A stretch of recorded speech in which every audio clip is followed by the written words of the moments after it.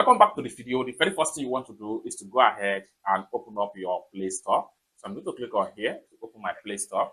Then after you open up your Play Store, next thing you want to do is to click on search. Then the next thing you want to do is to click on search app and games. Then what you want to do here is to type in Microsoft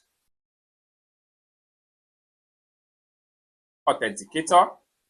Then hit on search. Hit on search. Hit on search.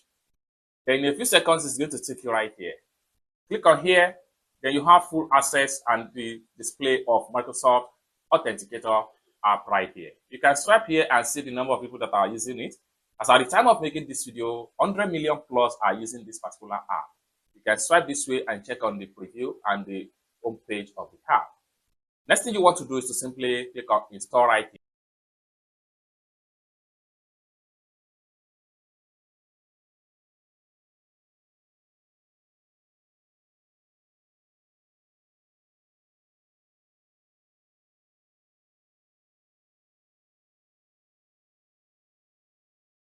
After a successful installation, hit on open.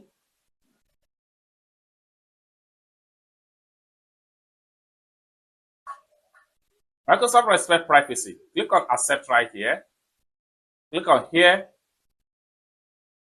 Then hit on continue. Now you are here. So here you can add any account to your Microsoft Authenticator app. It's that simple. For more tutorial, tips and tricks on how best to use your Microsoft Authenticator app, consider to subscribe. Thank you so much for watching, and I hope to see you in my next video. Bye for now.